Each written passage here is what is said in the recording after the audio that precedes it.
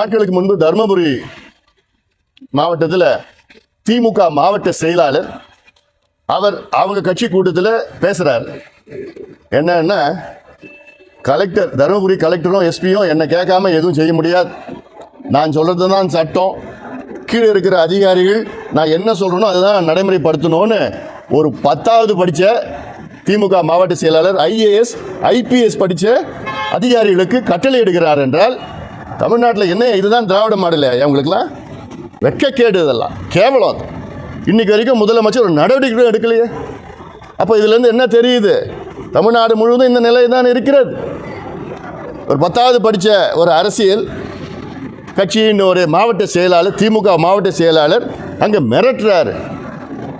இதில் என்ன சொல்கிறாரு? இது முதலமைச்சர் சொல்லி தான் நான் பேசுகிறேன்னு சொல்கிறார்.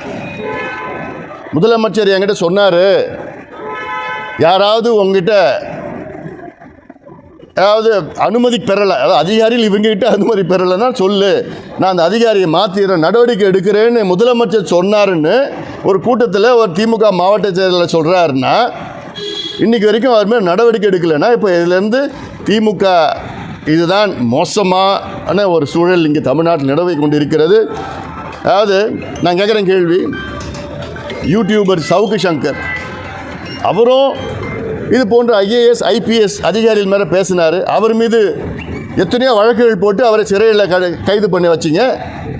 அதுக்கும் இதுக்கு என்ன வித்தியாசம் இருக்குது? ஒரு IASையும் IPSையும் கேவலப்படுத்துகின்ற திமுக மாவட்ட செயலாளர் மீது ஏன் இன்னைக்கு வரைக்கும் நடவடிக்கை எடுக்கல? ஏன் ஒரு FIR கூட போடல? தமிழ்நாட்டில் சாதிவாரி மக்கள் தொகை கணக்கெடுப்பு நடத்த வேண்டுமென தமிழ்நாட்டில் உள்ள அனைத்து கட்சிகளினுடைய நிலைப்பாடு, தமிழ்நாட்டில் எல்லா கட்சிகளுடைய நிலைப்பாடு. அதில் சமீபத்தில் தெலுங்கானா மாநிலத்தில் சாதிவாரி கணக்கெடுப்பு நடத்தி முடித்து அவர்கள் அங்கே சட்டமன்றத்தில் 4 நாள் விவாதம் வைத்து பிறகு அங்கே இடஒதுக்கீட்டை 63 விழுக்காடாக உயர்த்தியிருக்கின்றார்கள். அங்கே செய்தது இந்தியன் ஸ்டாட்டிஸ்டிக்கல் ஆக்ட் 2008 படி சர்வே பண்ணாங்க, சென்சஸ் நடக்கலை. பீகாரிலும் இந்தியன் ஸ்டாட்டிஸ்டிக்கல் ஆக்ட் 2008 படி தான் அங்கேயும் சர்வே நடத்தி அங்கே பல நல்ல திட்டங்கள் எல்லாம் கொடுத்தார்கள், இடஒதுக்கீட்டை உயர்த்தினார்கள். அது சட்டமன்றத்திலே அந்த இடஒதுக்கீடுக்கு மட்டும் தடை விதித்திருக்கின்றார்கள். ஏன்னா அது சரியான முறையில் கம்ப்யூட் பண்ணலன்னு. கணக்கெடுப்பு நடத்துறது பற்றி பீகார் உயர்நீதிமன்றம் எந்த தவறுன்னு சொல்லலை, அது தடை பண்ணலை.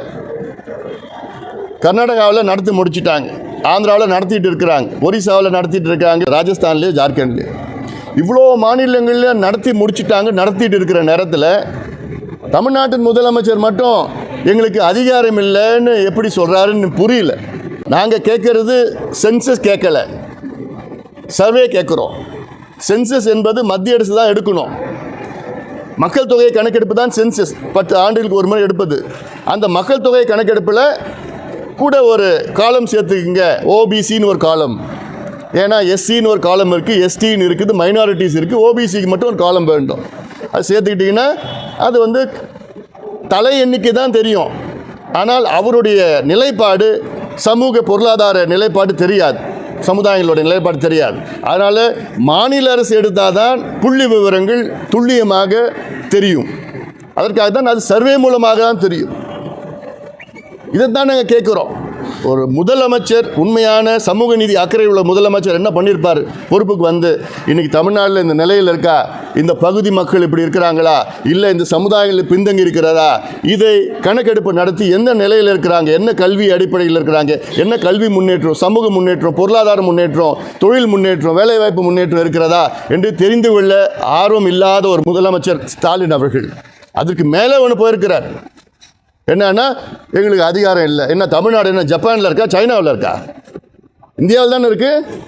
இந்தியாவில் மற்ற மாநிலங்களுக்கு அதிகாரம் இருக்குது, தமிழ்நாடுக்கு மட்டும் அதிகாரம் இல்லையாம்மா? யாரை ஏமாற்ற பார்க்குறீங்க? அதாவது அதிகாரம் வைத்திருந்தும் அதிகாரம் இல்லை என்று சொல்பவர்கள் என்னை பொறுத்த வரைக்கும் கோழைகள். அதிகாரம் இல்லைன்னா கூட எனக்கு அதிகாரம் இருக்குன்னு சொல்லி நிறைவேற்றவர்கள் தான் வீரர்கள். எந்த வகையில் நீங்கள் முடிவு பண்ணிக்கோங்க ஸ்டாலின் அவர்கள். தமிழ்நாட்டில் இப்போ 2 பிரச்சனைகள் பேசிகிட்டு இருக்க பிரச்சனைகள். ஒன்று தொகுதி மறுசீரமைப்பு. இந்த ஆண்டில் அடுத்த ஆண்டோ இல்லை அடுத்த ஆண்டுக்கு பிறகு நடைபெறுமா என்ற ஒரு கேள்வி, அதற்கேற்ப ஒரு அச்சம். அடுத்தது, மத்திய அரசு கல்வித்துறையிலே நிதி கொடுக்காத ஒரு பிரச்சனை. முதல்ல நான் இந்த தொகுதி மறுசீரமைப்பு பற்றி நான் பேசுகிறேன். இது சம்பந்தமாக முதலமைச்சர் அவர்கள் 5ஆம் தேதி அன்று ஒரு அனைத்து கட்சி கூட்டத்தை கூட்டியிருக்கின்றார். அதில் பாட்டாளி மக்கள் கட்சி கலந்து கொள்ளும். இதில் பல விஷயங்கள் இருக்கிறது, பல பிரச்சனைகள் இருக்கிறது. அதில் முக்கியமானது என்னவென்றால், இன்னும் மத்திய அரசு அவருடைய நிலைப்பாட்டை தெரிவிக்கவில்லை. மத்திய அரசு என்ன செய்ய போகிறார்கள், என்ன கொள்கை முடிவு எடுக்கப் போகிறார்கள் என்று தெரிவித்து அதற்கேற்ப நடவடிக்கைகள் ஈடுபட வேண்டும். அது ஒரு போக்கு. ஆனால் அதற்கு முன்பாகவே அழுத்தம் கொடுத்து எங்களுக்கு அச்சம் இருக்கிறது, தென் மாநிலங்கள் குறிப்பாக தமிழ்நாடு, கேரளா, கர்நாடகா, ஆந்திரா, தெலுங்கானா போன்ற மாநிலங்கள் குடும்ப கட்டுப்பாட்டு திட்டங்களை செயல்களையும் மிக சிறப்பாக செய்த காரணத்தால் தமிழ்நாட்டில் மற்ற தென் மாநிலங்களில் மக்கள் தொகை எண்ணிக்கை குறைந்திருக்கிறது. அதே வேளையில் இன்று இந்தியாவிலே 543 மக்களவை தொகுதிகள் இருக்கிறது. இந்த தொகுதிகள் 1971 எடுத்த மக்கள் தொகை கணக்கெடுப்பு சென்சஸ் படிதான் அதை கணக்கெடுப்பு நடத்தப்பட்டிருக்கிறார்கள். இது 50 ஆண்டு காலம் இதில் கை வைக்கவில்லை யாரும். இப்போ மத்திய அரசு மக்கள் தொகை கணக்கெடுப்பு 2026 எடுத்தார்கள் என்றால் அதற்கு பிறகு வருகிற டீலிமிட்டேஷன் அது என்ன செய்ய போகிறார் என்று தெளிவாக சொல்லவில்லை. அமித்ஷா அவர்கள் இங்கே கோயம்புத்தூர் வந்தவுடன் சொன்னார், நாங்கள் தமிழ்நாட்டிலேயோ எந்த தென் மாநிலங்களையோ ஒரு சீட்டு கூட குறைக்க மாட்டோம்னு சொன்னார், தவிர எவ்வளோ அதிகப்படுத்துவாருன்னு சொல்லலை. இல்லை வடக்கு மாநிலங்களில் எவ்வளோ அதிகமாக இருக்கும்னு எதுவும் சொல்லலை. அதுவும் தெளிவுபடுத்தணும். இது பல நடைமுறையில் இருக்குது. எங்களுடைய கோரிக்கை, பாட்டாளி மக்கள் கட்சியினுடைய கோரிக்கை என்னன்னா, இப்போ ஒரு உதாரணத்துக்கு இந்தியா முழுவதும் 30 விழுக்காடு மக்களவை தொகுதியில் அதிகப்படுத்துகிறீர்கள் என்றால் தமிழ்நாட்டுக்கும் அது 30 விழுக்காடாக இருக்கணும், உத்தரப்பிரதேஷுக்கும் 30 விழுக்காடாக இருக்கணும், பீகாருக்கும் 30 விழுக்காடாக இருக்கணும், கேரளா, மகாராஷ்டிரா, கர்நாடகா, தமிழ்நாட்டில் இந்தியாவில் உள்ள அனைத்து மாநிலங்களிலும் 30 விழுக்காடு சராசரியாக இருக்கணும். அப்படி இருந்தால் யாருக்கும் எந்த பிரச்சனையும் வரப்போகிறது கிடையாது. திடீரென்று இன்று மக்கள் தொகை கணக்கெடுப்புனா 1971 அப்போ எடுத்த மக்கள் தொகையில் தமிழ்நாட்டுடைய மக்கள் தொகை 4 கோடியாக இருந்தது. இன்னைக்கு 8 கோடி, 2 மடங்காக உயர்ந்திருக்கிறது. இதே வேளையில் பீகாருடைய மக்கள் தொகை 3 மடங்காக உயர்ந்திருக்கிறது, உத்தரப்பிரதேஷ் 3 மடங்காக உயர்ந்திருக்கிறது, ராஜஸ்தான், மத்திய பிரதேஷ் 3 மடங்காக உயர்ந்திருக்கிறது, மகாராஷ்டிரா 2 மடங்கு உயர்ந்திருக்கிறது. அப்போ அவங்களுக்கு அன்ஃபேர் அட்வான்டேஜ் கிடைக்கும். இது ஒருபொழுதும் ஏற்றுக்கொள்ளக்கூடாது, முடியாது. நிச்சயமாக உயர்த்தணும், எண்ணிக்கையை உயர்த்துங்க. 543 800, 850 உயர்த்துங்க. எவ்வளோ உயர்த்துறீங்களோ அது எல்லா மாநிலங்களுக்கும் ஒரே அளவில் உயர்த்துங்க. இதுதான் இந்தியாவில் உள்ள அனைத்து மாநிலங்களும், குறிப்பாக தென் மாநிலங்கள் கோரிக்கை வைக்கணும். இல்லை இந்த சிஸ்டம் கடைபிடிக்கிறோம், இல்லை அந்த சிஸ்டம் கடைபிடிக்கிறோம்லாம் வேண்டாம். அதில் இதான் எங்கள் கருத்தாக சொல்ல போகிறோம். மத்திய கல்வி அமைச்சர் தர்மேந்திர பிரதான் அவர்கள் சமீபத்தில், நீங்கள் தமிழ்நாட்டில் மும்மொழி கொள்கை கடைபிடிக்கவில்லை, அல்லது நேஷனல் எஜுகேஷன் பாலிசி அதை நீங்கள் கடைபிடிக்கவில்லை, அந்த கொள்கையை கடைபிடிக்கவில்லை என்றால் நாங்கள் உங்களுக்கு நிதியை வழங்க மாட்டோம், 2100 கோடி ரூபாய் மத்திய அரசு மாநில அரசு கொடுக்கிற நிதியை நாங்கள் கொடுக்க மாட்டோம் என்று சொல்வது மிக மிக தவறானது. அதாவது இது நம்ம ஃபெடரல் ஸ்ட்ரக்சரில் இருக்கிறோம். கல்வி என்பது பொது பட்டியலில் இருக்கு. 45 ஆண்டுகளுக்கு முன்பு வரை கல்வி என்பது மாநில பட்டியலில் இருந்தது. எமர்ஜென்சி காலத்தில் இந்திரா காந்தி அம்மையார் தான் பொது பட்டியல் கன்கரண்ட் லிஸ்ட்ல கொண்டு வந்திருக்கிறாங்க. இது மத்திய பட்டியலில் கல்வி கிடையாது, பொது பட்டியலில் இருக்கு. சட்டங்கள் மத்திய அரசு கொண்டு வரலாம், ஆனால் அதை ஏற்பதும், கொள்கைகள் ஏற்பதும் ஏற்காததும் மாநில அரசினுடைய உரிமை. இதில் யாருமே ஃபோர்ஸ் பண்ண முடியாது.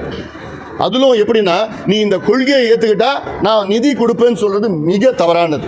இது செய்யக்கூடாது, சொல்லக்கூடாது. ரிக்வெஸ்ட் பண்ணுங்க, கற்றுக்குங்க, எந்த மொழி வேணா கற்றுக்குங்க, ஹிந்தி கற்றுக்குங்க. யாரும் யாருக்கும் ஹிந்தி கற்றுக்கிறதுக்கு யாருக்கும் மாற்றுக்கிறது கிடையாது. ஆனால் திணிக்கக்கூடாது, இம்போஸ் பண்ணக்கூடாது. இப்போது நான் சொல்கிறது, தமிழ்நாட்டில் கிட்டத்தட்ட 60 ஆண்டு காலம் இருமொழி கொள்கை இருக்கிறது. அது வெற்றிகரமாக தமிழ்நாட்டில் இருக்குது. இன்றைக்கி தமிழ்நாடு இந்தியாவிலே வளர்ந்த மாநிலமாக இருக்கிறது. இந்த இருமொழி கொள்கையை வைத்து ஒரு வளர்ந்த மாநிலமாக இருக்கிற ஒரு developed state within the country. இன்றைக்கி தமிழ்நாட்டில் பார்த்தீங்கன்னா இந்தியாவிலே 2வது அதிக ஜிஎஸ்டிபி, கிராஸ் ஸ்டேட் டொமஸ்டிக் ப்ரொடியூஸ்னு இருக்குது. 2வது இடத்துல இருக்கிறோம் இந்தியாவில். அப்போ இந்த அளவுக்கு வெற்றி பெற்ற மாநிலம், வளர்ந்த மாநிலம், இந்த 60 ஆண்டு காலம் இருமொழி கொள்கை வைத்திருந்த மாநிலம், ஏன் இதை மாற்றணும்? நாங்கள் ஏதோ பிரச்சனைனா நாங்கள் மாற்றலாம், எங்களுக்கு பிரச்சனை இல்லையே, ஏன் இதை திணிக்கிறீங்க? சொல்லுங்க, ரிக்வெஸ்ட் பண்ணுங்க, கற்றுக்குங்கன்னு சொல்லிட்டு அது திணிக்கக்கூடாது. அதே வேளையில் நான் கேட்குறேன், திமுக கேட்குறேன், முதலமைச்சரை கேட்குறேன், நீங்கள் ஹிந்தி திணிப்பு வேண்டான்னு சொல்கிறீங்க, அது ஏற்றுக்கிறோம். தமிழுக்கு நீங்கள் என்ன பண்ணீங்க? பேர் மட்டும்தான் தமிழ்நாடு. ஆனால் இந்தியாவில் தாய்மொழி படிக்காமல் பட்டம் வாங்குற ஒரே மாநிலம் இந்தியாவில் தமிழ்நாடு தான். இது வெக்கக்கேடு, அவமானம். வேறு எந்த மாநிலத்திலையும் தாய்மொழி படிக்காமல் பட்டம் வாங்க முடியாது. தமிழ்நாட்டில் பட்டம் வாங்கலாம், பிஹெச்டி பண்ணலாம், முனைவர் பட்டம் வாங்கலாம், தமிழ் படிக்காமல். இவங்க தான் திராவிட மாடல், திராவிட ஆட்சி 58 ஆண்டு காலமாக ஆண்டுட்டு வராங்க. 2 வழக்கு உச்சநீதிமன்றத்தில் நிலுவையில் இருக்குது. ஒரு வழக்கு 26 ஆண்டு காலமாக இருக்கிறது. என்ன வழக்கு இருக்குது? தமிழ் பயிற்று மொழியாக கொண்டு வர வேண்டும் என்று அப்போ ஒரு கொள்கை முடிவு எடுத்து வந்த நேரத்தில் வழக்கு உச்சநீதிமன்றத்துக்கு சென்றார்கள். அந்த வழக்கு இன்னும் நிலுவையில் எவ்வளோ ஆண்டு? 26 ஆண்டு காலம் நிலுவையில் இருக்குது. அதுக்கு என்ன பண்ணீங்க நீங்கள்? அந்த வழக்கை முடிக்கிறது நீங்கள் என்ன பண்ணீங்க? ஒன்றும் பண்ணல. அடுத்தது இன்னொரு வழக்கு 2016 போட்ட வழக்கு உச்சநீதிமன்றத்தில் இருக்குது. என்ன? அட்லீஸ்ட் தமிழ் ஒரு பாடமாக கற்றுக்கிறதுக்கு, அட்லீஸ்ட் தமிழை தமிழ்நாட்டில் ஒரு பாடமாக கற்றுக்கிறதுக்கு கம்பல்சரியாக கற்றுக்கணும்னு ஒரு சட்டம். இந்த சட்டம் 2006 கலைஞர் கொண்டு வர வைத்தது எங்கள் மருத்துவர் ஐயாவும் பாட்டாளி கட்சியும் தொடர்ந்து வலியுறுத்தி போறாங்க. அதன் பிறகு 10 ஆண்டுகள் பிறகு வழக்கு போட்டாங்க. இன்னைக்கு வரைக்கும் வழக்கு நிலுவையில் இருக்கு. அது ஏன் முடிக்கல? நீங்கள் எப்போ முடிக்க போகிறீங்க? ஏன் உங்களால் முடிக்க முடியாதா? ஒன்றும் இல்லாததுக்கெல்லாம் நீங்கள் சுப்ரீம் கோர்ட் ஓடுறீங்களே, தமிழ் பேசுகிறீங்களே. நீங்கள் என்ன பண்ணீங்க தமிழுக்கு? தமிழ் வளர்ச்சிக்கு நீங்கள் என்ன பண்ணீங்க? தெலுங்கானாவில் அங்கே ரேவந்த் ரெட்டி சொல்கிறார், சிபிஎஸ்சி ஐசிஎஸ்சி அதுக்கு கூட 10வது வரைக்கும் நீங்கள் தெலுங்கு கட்டாயமாக படித்தே ஆகணும்னு சொல்கிறார் ரேவந்த் ரெட்டி. ஏன் உங்களால் சொல்ல முடியாதா? பஞ்சாபில் பயிற்று மொழியே பஞ்சாபின்னு சொல்கிறாங்க, ஏன் உங்களால் கொண்டு வர முடியாதா? எலெக்ஷன் வந்துருச்சு, இது ஒரு கையில் ஒரு ஆயுதம் உங்களுக்கு. ஆமாம், இந்தி போர், 2வது போர், 3வது போர், மொழி போர், இந்த போர் அந்த போர்னு சொல்லிட்டு. ஆனால் நீங்கள் எதுவும் செய்ய மாட்டீங்க, தமிழுக்கும் செய்ய மாட்டீங்க. விளம்பரப்படுத்திக்கிட்டு இது விளம்பரத்துக்காக பண்ணிகிட்டு இருக்கிறாங்க.